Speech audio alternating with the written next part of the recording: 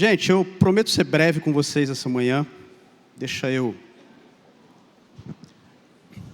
Quando o pastor João Muniz fez o convite, para mim é muito interessante, porque o assunto paternidade, ele é um assunto que me custa muito caro. O meu pai, ele faleceu mais de 20 anos atrás, ele morreu com 45 anos de idade. Ele faleceu muito cedo, né? E eu tinha 18, 19 anos de idade. Então, todas as vezes, esse período do Dia dos Pais, ele é um período interessante para mim, porque ele me traz lembranças paternas, logicamente me deixa muito saudoso, só que também me enche o coração de alegria, porque não sei se vocês conhecem, eu tenho 2 filhos, o Marco e a Duda. E para mim não tem coincidência, porque ambos fazem aniversário em agosto. Então eu chego no Dia dos Pais, Deus já fala assim para mim, cara, não vem choramingar comigo, que eu já te dei 2, entendeu? Assim, então a Duda fez aniversário quinta-feira passada e o Marco Antônio fez aniversário na semana retrasada. Um fez 15 e outro fez 14 anos de idade. Então todas as vezes que eu paro assim para pensar sobre paternidade, eu sou muito grato a Deus, porque meu pai, mesmo não tendo sido cristão, ele aceitou a Jesus no leito de enfermidade. Ele sofreu um derrame, ele ficou 24 horas no ar, aceitou Jesus e foi embora. Eu vou chegar um dia no céu com ele e falar, cara, você, cara, brincou com a sorte, né? Vou chegar um dia lá, eu tenho certeza que eu vou falar isso para ele, mas ele trouxe excelentes princípios para a minha vida. Mesmo não sendo cristão, ele me ensinou muita coisa que eu carrego até hoje. E logo que o pastor João Muniz fez o convite, eu falei, uau, Dia dos Pais, né? Provavelmente você vai me ver chorando hoje aqui, porque eu fui para a palavra de Deus, eu fui falar com ele, e o Senhor, ele trouxe algumas coisas ao meu coração, que são funções de um pai, coisas que um pai deve fazer por um filho, enquanto o filho estiver sobre a tutela dele, para que ele vá bem. E logo chegando aqui hoje, todas as palavras que foram ministradas aqui foram sobre paternidade. E isso para mim foi uma baita de uma confirmação. Amém? Você está comigo nessa manhã? Então, por favor, meu irmão, abra a tua Bíblia comigo. Lá em 1 Reis, lá no capítulo 3, por favor.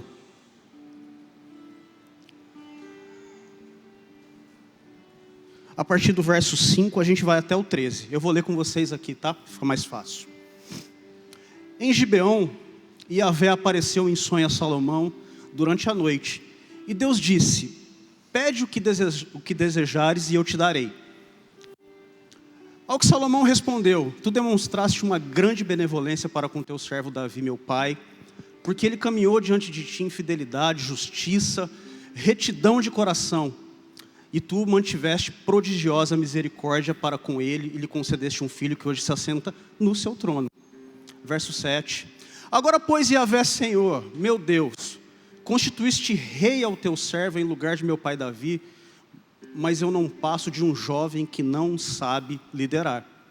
Verso 8. O teu servo se encontra no meio de um povo que tu mesmo escolhestes, uma população tão grande que nem se pode contar. Dá, portanto, ao teu servo um coração sábio. A minha versão, a King James, diz assim, me dá sabedoria. Para que eu possa discernir entre o bem e o mal, a fim de que eu possa governar o teu povo com justiça e equidade. Pois sem a sabedoria que vem de ti, quem pode governar este teu grande povo? Vamos lá até o 13. O desejo de Salomão muito agradou o Senhor. Verso 11. Por esse motivo Deus lhe declarou, porque foi este o teu pedido, e já que não rogaste para ti vida longa, nem riqueza, nem a vida dos seus inimigos, mas solicitaste para ti discernimento para ouvir e julgar com justiça. Olha o que Deus entregou para Salomão. Farei o que pediste, eu te concederei um coração sábio e capaz de discernir com inteligência, como jamais houve antes de ti, e depois de ti nunca haverá. Verso 13. Também te dou o que não pediste, riquezas e glória, de modo que durante a tua vida não haverá rei semelhante a ti. Baita promessa, amém? Vocês estão comigo? Salomão, Deus apareceu a Salomão, deu um cheque branco para ele, falou assim, cara, o que você quer? Deu um cheque em branco para ele, falou assim, ó, bota o valor que eu vou assinar. Olha o que Salomão pediu sabedoria. E Deus falou assim, porque você pediu, porque o teu coração é esse, o teu coração é para com o próximo, eu vou dar eu vou te dar isso, mas eu também vou dar aquilo que você não pediu, riqueza, vida longa e por aí vai. Já que a gente está aqui, me ajuda aí, quem tiver com a Bíblia, vai para mim lá no capítulo 4, que é o próximo capítulo de 1 Reis. Lá no verso 29. 1 Reis 4, 29. Deus concedeu a Salomão generosa porção de sabedoria e entendimento, uma capacidade de discernimento muito além do normal e conhecimentos tão abrangentes e tão profundos que não se podiam ser medidos. A gente vai até o 34. A sabedoria divina outorgada a Salomão era maior do que a de todos os homens do Oriente e a maior do que toda a sabedoria do Egito. 31. Salomão era mais sábio do que qualquer outro ser humano, mais do que Esraítra, Etã, mais sábio do que Emã, Calcol, Darda, filhos de Maol. Sua fama espalhou-se por todas as nações ao redor. 32. Ele criou 3.000 provérbios e compôs 1.005 cânticos. 33. Dissertou a respeito de plantas, desde o cedro do Líbano até o isopo que cresce nos muros. De igual modo discorreu sobre os quadrúpedes, as aves, os animais que se movem rente ao chão e os peixes. E o verso 34. Sábios de todos os povos vinham ouvir a sabedoria de Salomão. Eram missionários enviados por todos os reis da terra que haviam sido informados sobre o saber deste rei. Salomão era o cara, vocês concordam comigo? Amém? Salomão era o cara. E eu fiquei pensativo sobre o porquê que Salomão ele atingiu todo esse lugar. E no final das contas, você já conhece a história. Salomão chegou onde chegou porque ele teve um pai que enviou. Essa que é a pura verdade. E enquanto eu escrevia, eu preparava um pouco dessa mensagem do escopo dela, daquilo que Deus colocou no meu coração, eu me lembrei do meu pai. Você vai me ver falando um pouquinho das histórias da minha vida hoje, e eu gosto de mostrar a humanidade, tá, gente? Acho que é importante, porque a gente porque a gente foi antes, porque alguém foi antes da gente. Essa que é a pura verdade, né? De todos os aspectos. E por exemplo, meu pai, eu não sei, por exemplo, eu tenho 41 anos de idade. O meu pai, ele era escola antiga. Então, meu pai nunca foi aquele cara de muito carinho, muita conversa. Então, eu não me lembro do meu pai, por exemplo, muito carinhoso comigo quando criança. Não me lembro disso. Porque ele também não recebeu. E eu não cobro por isso. A linguagem de amor dele era outra. Mas eu me lembro muito do meu pai já na minha fase de adolescência. Na fase de adolescência, ele pegou no meu pé. Na fase de adolescência, ele pegou no meu pé com vontade. Acho que é por isso que eu sou assim com os meus filhos hoje, entendeu? Acho não, tenho certeza, né? E eu lembro de algumas situações que marcaram a minha história. Por exemplo, eu vi meu pai abrir uma empresa, e eu acho muito interessante, pastor João, porque ele queria me encaminhar na vida, função de pai, empurrar, né? E eu já tinha meus 12, 13 anos de idade, e ele me levou para trabalhar com ele. Gente, eu estou falando de mais de 20 anos atrás, amém? Vocês estão comigo nessa manhã? Mais de 20 anos atrás, não existia toda essa tecnologia de pagamento eletrônico, esse tipo de coisa. Então, quando você precisava pagar as contas, você precisava de dinheiro físico, você precisava passar uma tarde no banco na fila para pagar. Todo mundo comigo? E eu lembro que uma vez, quando ele abriu uma empresa, e ele queria me encaminhar nos negócios, né, para trabalhar junto com ele, esse tipo de coisa, precisa dar rumo nesse menino, né? Precisa fazer alguma coisa da vida. Ele me levou para pagar umas contas com ele. Meu irmão, a hora que ele abriu o porta-luva do carro para tirar o dinheiro, eu vi um bolo de dinheiro desse tamanho. Sabe o que eu pensei? Eu falei, estou rico, não vou precisar trabalhar na vida. Estou rico, não vou precisar fazer nada da minha vida. Meu pai é milionário, 12 anos de idade. E uma das maiores lições que eu aprendi na vida foi quando eu vi meu pai quebrando. Meu pai quebrou.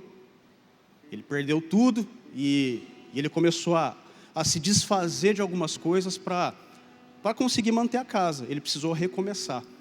Então, as lições que eu aprendi com meu pai, elas não vieram de situações tão agradáveis. Eu aprendi na quebra. E aí passaram-se alguns anos, não foi muito tempo, ele me botou para trabalhar. Um tio meu ligou em casa e falou, olha, estou precisando aqui de um office boy.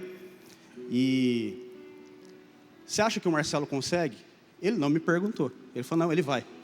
Ele está empregado já. Pode dizer sim que ele vai começar a trabalhar. Eu falei, pai, eu não sei fazer nada. Ele falou, não, problema seu. Você vai trabalhar. Você vai aprender.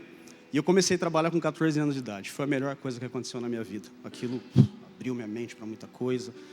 E para ajudar, eu comecei a trabalhar com um tio que só sabia trabalhar, não fazia mais nada da vida. Cara, eu entrava mais cedo no trabalho com ele, saía mais tarde, eu falava para ele, eu falei, Jonas, para, cara, não vou aguentar, velho. Falei, eu sou uma criança, eu falei, não vou aguentar.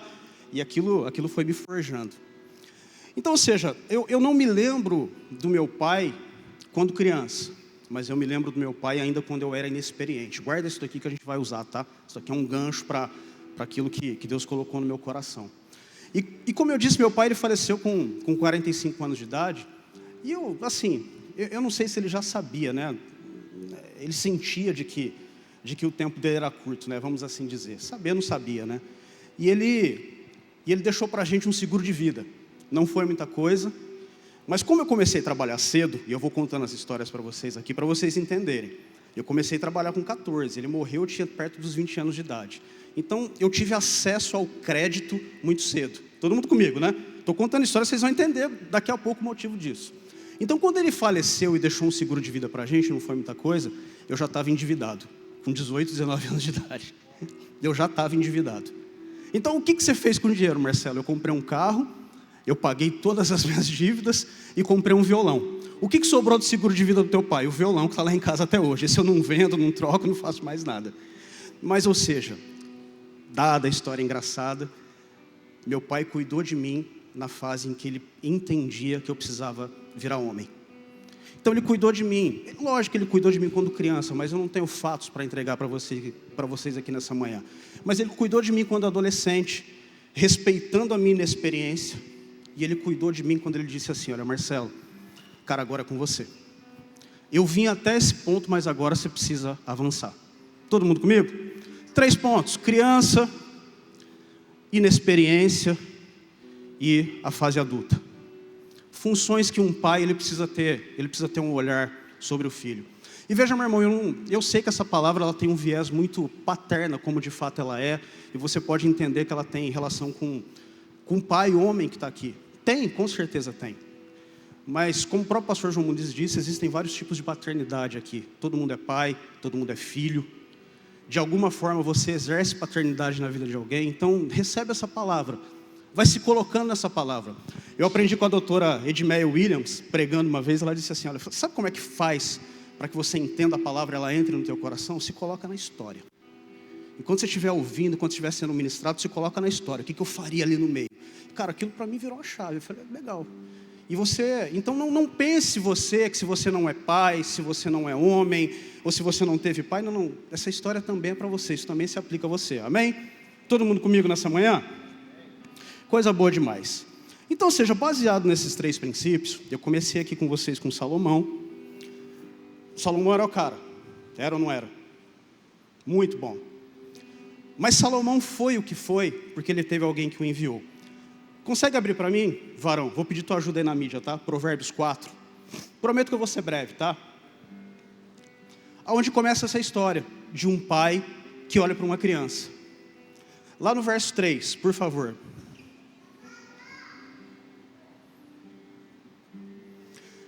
Olha o que Salomão está dizendo. Quando eu era menino, ainda muito pequeno, filho único de meus pais, e muito especial para minha mãe, meu querido pai me ensinava dizendo, quem era o pai de Salomão? Davi. Retém em teu coração as minhas palavras, obedece às minhas ordenanças e viverá feliz. Verso 5. Busca sabedoria. Vocês lembram que a gente leu agora há pouco aqui? Deus apareceu para Salomão e falou assim, Salomão, cheque em branco, o que é que você quer? O que é que Salomão pediu? Por que vocês acham que ele pediu sabedoria? Porque alguém inculcou nele quando ele era criança, gente. Está aqui, está claro. Busca a sabedoria, procura obter entendimento e não te esqueças das palavras da minha boca, tampouco delas te afastes. Verso 6. Não abandones a sabedoria, ela te protegerá. Ama e ela te dará segurança. O princípio fundamental do saber é, procura obter sabedoria e investe todo o teu ser e o que possuis para adquirir entendimento. Dedica grande consideração à sabedoria e ela te exaltará. Abraça e ela te honrará. Verso 9. Ela te coroará como um exuberante diadema de graça sobre a tua cabeça e nela fará repousar o esplendor da tua glória. Ouve, filho meu, recebe com atenção as minhas palavras e terás vida longa. Vocês estão entendendo a função de um pai? E gente, todo mundo é pai, todo mundo é filho. Mas a gente precisa entender que que o problema atual da humanidade é a falta de paternidade. Você vai ver, por exemplo, eu sempre pulei muito genealogia na Bíblia. Eu sempre dava umas pedaladas, até o dia que Deus começou a tratar comigo algumas coisas ali. Você vai ver em Gênesis, por exemplo, a genealogia de Sete em diante, você vai ver assim, e era filho de fulano, e era filho de ciclano. Filho. Por que a Bíblia está falando tanto da pessoa que fez, ela aponta o pai? Porque foi o pai que enviou. Foi o pai que deu propósito, foi o pai que olhou para essa criança e falou assim, cara, você vai longe, velho. Eu olho os meus filhos e falo, gente, não é questão de querer, mas eles vão muito mais longe que eu. Isso é consequência. Porque aquilo que eu estou investindo na vida deles, eu não estou falando de dinheiro, mas aquilo que, tanto eu como a Paula, aquilo que a gente está depositando na vida deles, cara, é consequência. É consequência, eles vão muito mais longe do que a gente foi.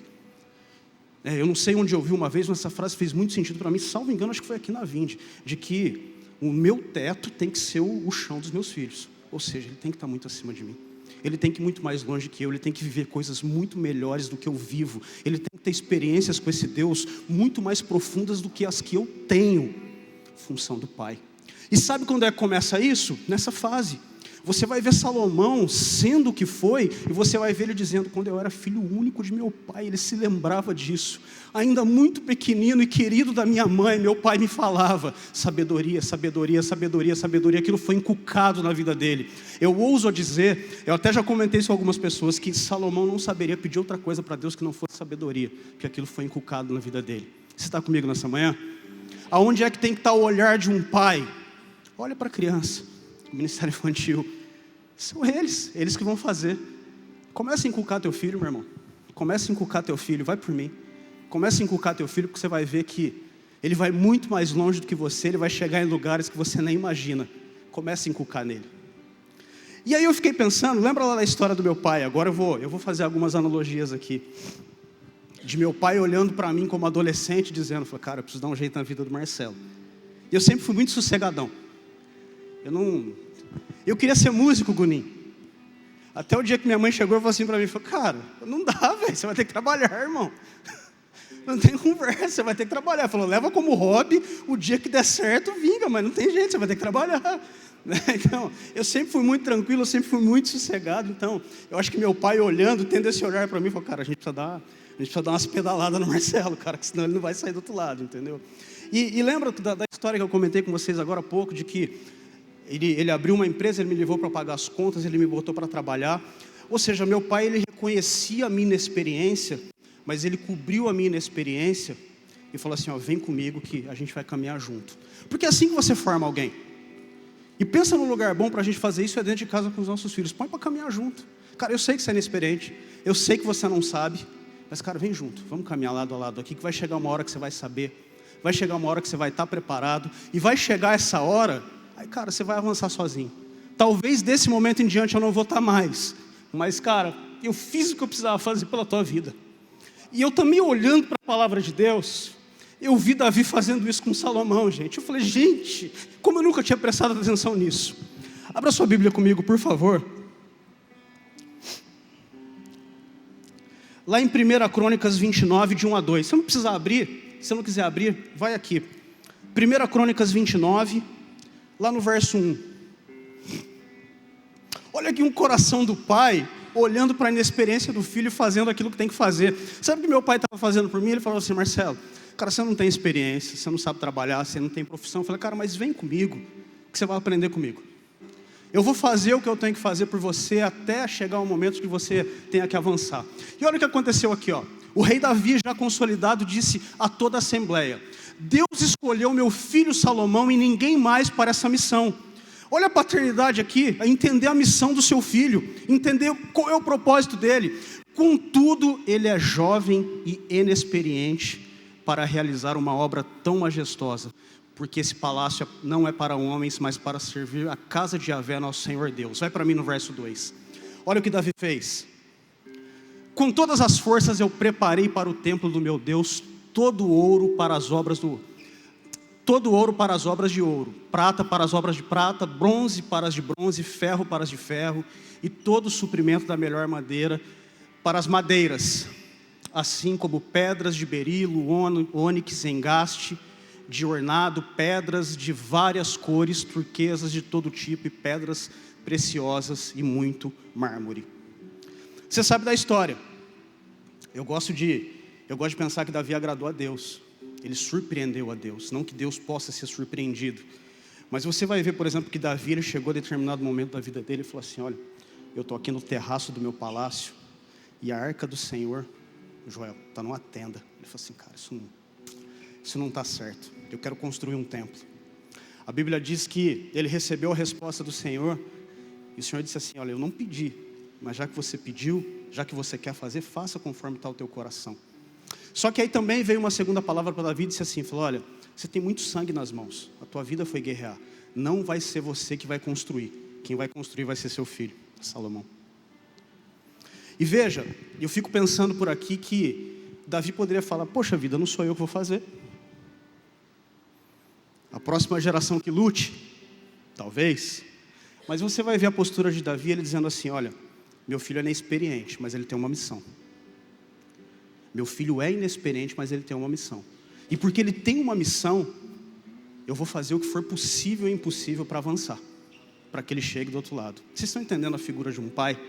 Davi olhou para o filho dele e disse assim, falou: cara, é você que vai fazer. O texto de 2 Crônicas 5 diz que quando Salomão inaugurou esse templo, meu irmão, a glória de Deus desceu de tal forma naquele lugar que ninguém conseguiu parar de pé. A Bíblia diz que Salomão fez um pedido a Deus e falou assim: olha, quando o teu povo vier orar na direção desse templo, atenda o pedido do teu povo. A Bíblia diz lá na frente que Daniel 3 vezes por dia ele ia para a janela dele orar em direção ao templo. Vocês estão entendendo a história sendo construída por conta de uma pessoa que decidiu inculcar o seu filho? Mas, cara, sabedoria, Salomão.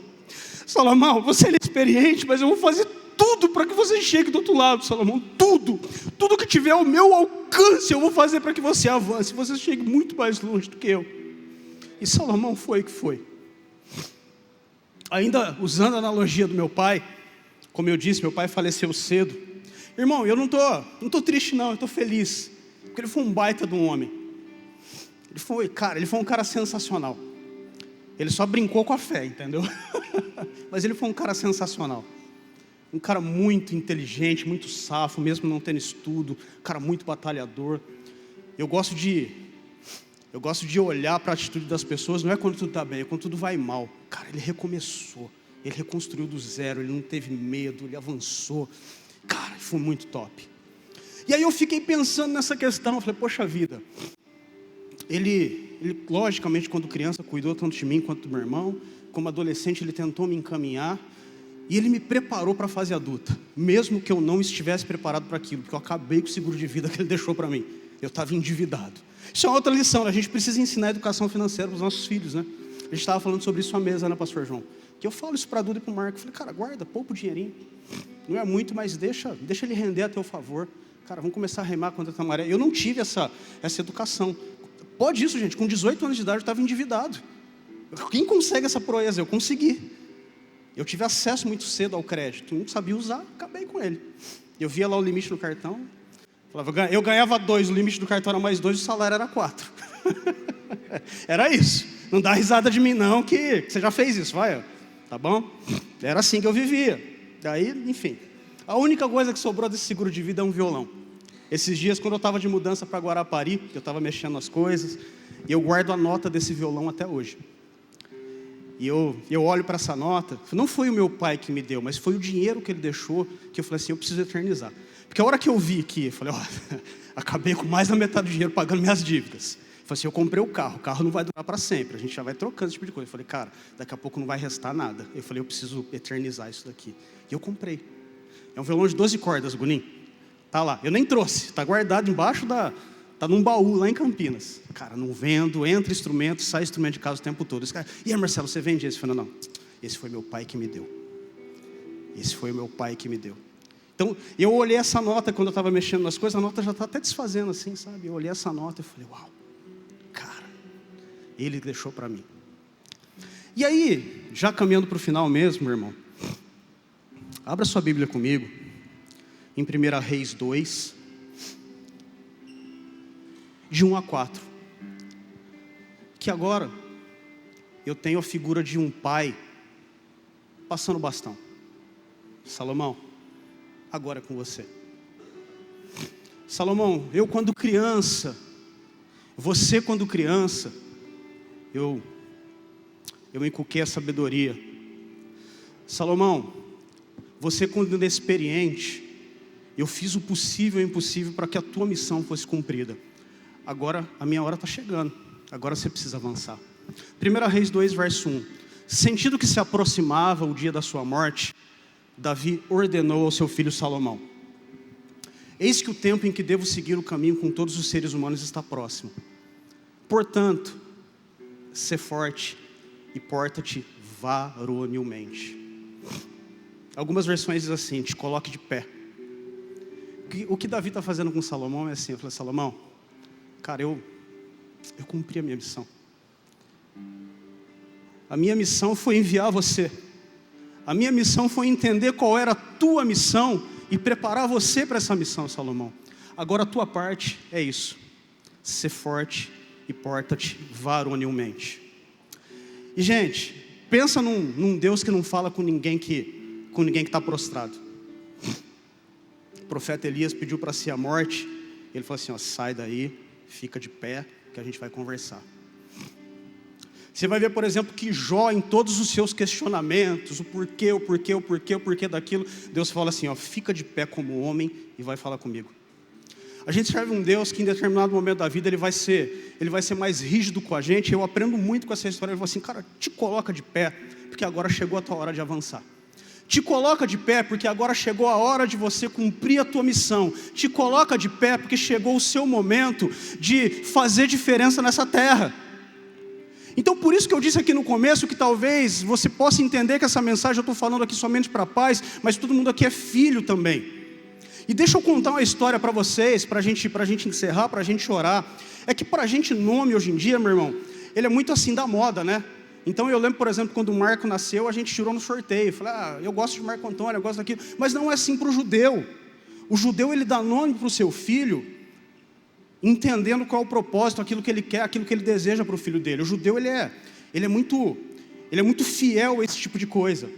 E aí você vai ver, por exemplo, que o nascimento de Salomão, ele aconteceu num período posterior à morte do filho de Davi com Betseba.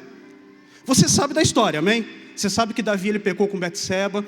Você sabe que ele tentou esconder o pecado e por conta disso ele cometeu um homicídio. Você sabe que o fruto desse pecado foi um filho e Deus falou que esse filho ia morrer. A Bíblia diz que Davi orou e jejuou para que esse filho não morresse, mas esse filho morreu. A Bíblia diz que Davi se levantou, se lavou, foi comer, ele falou assim, olha, enquanto estava vivo, eu lutei, agora não tenho mais o que fazer, eu vou avançar. E a Bíblia diz logo na sequência que ele foi consolado com Betseba e nasceu Salomão. E a Bíblia diz que ele deu o nome Salomão, porque ele disse assim, significa pacífico. Você está entendendo que Davi, ele estava projetando em Salomão tudo aquilo que ele não estava vivendo? A única coisa que Davi queria era um tempo de paz. Uma paz que ele mesmo jogou fora, mas ele falou assim, olha, você vai ser pacífico. A tua história vai ser outra, Salomão. Você vai avançar de outra forma, pacífico. Ah, será que isso é verdade, pastor Marcelo? Me dá mais uma prova. Você vai ver, por exemplo, lá em Gênesis 5, quando Lameque, que é pai de Noé, o teve, Lameque disse assim, ó. Abre aí pra gente, meu irmão, Gênesis 5, só para não ficar nas minhas palavras, por favor. Gênesis 5, lá no verso 28. Quando Lameque completou 182 anos, ele gerou um filho. Deu-lhe o nome de Noé porque profetizou: este nos aliviará do nosso árduo trabalho e do sofrimento das nossas mãos, causados pela natureza desta terra que o Senhor amaldiçoou. Sabe o que quer dizer Noé? Descanso. E Noé foi usado para quê? Para gerar equilíbrio na terra novamente, porque estava um caos. Lameque estava reclamando desse caos que eles estavam vivendo, e ele projetou no filho dele essa saída. E agora, para a gente encerrar, João 3,16. Porque Deus amou o mundo de tal maneira que deu seu Filho unigênito, para que todo aquele que nele crê não pereça, mas tenha a vida eterna. Sabe o que quer dizer Jesus? Salvador. Você vê o pai projetando no filho aquilo que precisa acontecer. Meu irmão, isso tem que mexer com a gente, porque Basicamente, nós servimos a um Deus que Ele é geracional. Todo o propósito dele não vai ser cumprido apenas na sua vida, mas vai passar pela tua vida e vai ser depositado na próxima geração.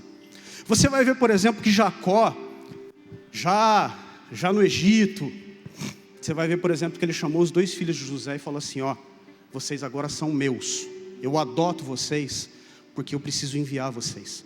Eu não consigo enviar vocês como neto, eu preciso enviar vocês como filho, porque vocês vão se tornar cabeça de nações. Vocês vão se tornar cabeça de gerações, de tribos. Ou seja, paternidade. A paternidade bem resolvida nos coloca nessa posição. Eu quero encerrar por aqui, meu irmão. Fabrício, se você tiver, deixa eu pedir um favor para você, se você tiver com seus filhos aí, chama ele para perto de vocês. Não só os pais, mas talvez você é a mãe, você está com seu filho aí. Junta a tua família, meu irmão, junta a tua família. Deixa eu contar algumas histórias para você enquanto você vai se preparando. Pega forte na mão dos seus filhos aí.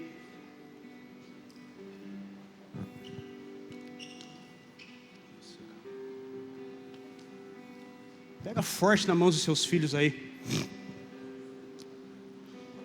Você pode pensar nessa manhã de que, poxa vida, mas isso que o pastor Marcelo está falando eu não recebi. Eu não tive um pai que olhou para mim quando eu era criança. Eu não tive um pai que olhou para as minhas inexperiências. Eu não tive um pai que me preparou para a fase adulta. Eu não tive um pai que olhou para mim e disse assim, cara, porta-te variamente. Agora você precisa avançar porque você está sozinho nessa história. Mas sabe o que eu também aprendo? Como a última canção que a gente ministrou, e a gente vai ministrar de novo aqui, é que você foi adotado. E eu falei sobre Jacó aqui, que adotou os filhos de José, justamente por conta disso. O pai te adotou para te enviar, você tem paternidade. Você tem alguém para chamar de pai, então essa questão ela precisa estar bem resolvida com você. E eu vou te provar na própria Bíblia.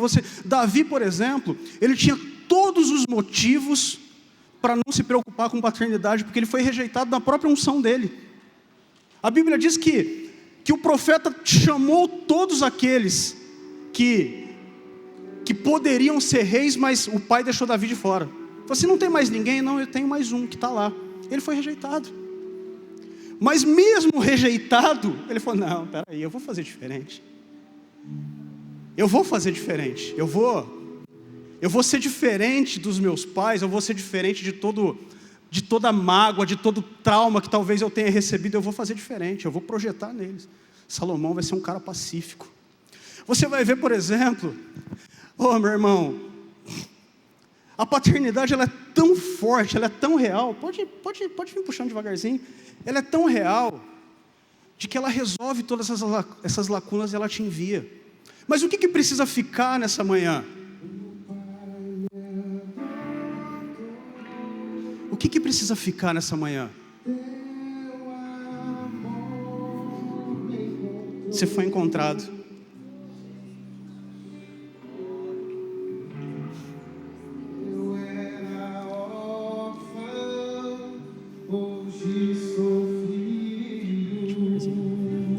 Se você puder, aperta a mão dos seus filhos aí. Filhos, se você puder, aperta os seus pais aí.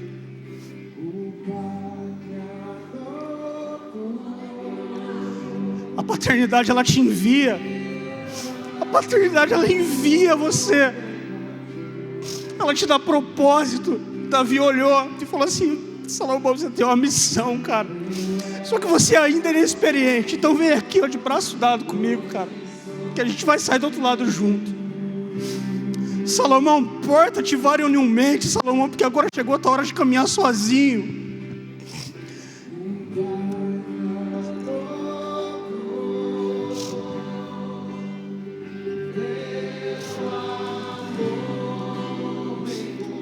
Ei, papais, gastem tempo com seus filhos, a começar em mim, tá? Eu não estou falando de algo aqui que eu sou 100%. Eu preciso investir mais tempo com os meus filhos. Eu preciso ser um pouco mais intencional com a missão deles. E falar, cara, vem, vamos junto que eu vou preparar você.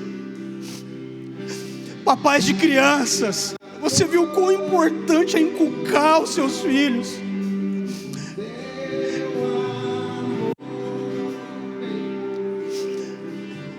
Vai agradecendo aí porque você é pai. Ah, pastor Marcelo, eu não tenho filho. Você exerce paternidade a algumas pessoas. Você consegue dar direção para algumas pessoas. Uma palavra tua, porque não é você, é Cristo que vive em você. Uma palavra tua muda a trajetória de outra pessoa, muda a trajetória de uma vida. Uma palavra que, se você se deixar ser usado, vai mudar a trajetória de vida de uma pessoa. Sabe, a gente precisa ser mais intencional com essas coisas, gente. Se você precisa falar que ama, fala que ama. Se você precisa pedir perdão, peça perdão. Mas vamos encerrar alguns ciclos, porque não é a tua história, não é aquilo que você viveu que vai determinar como é que você vai agir, porque você foi adotado, e você foi adotado pelo Pai Eterno, que Ele te amou tanto, meu irmão, que Ele foi capaz de morrer por você.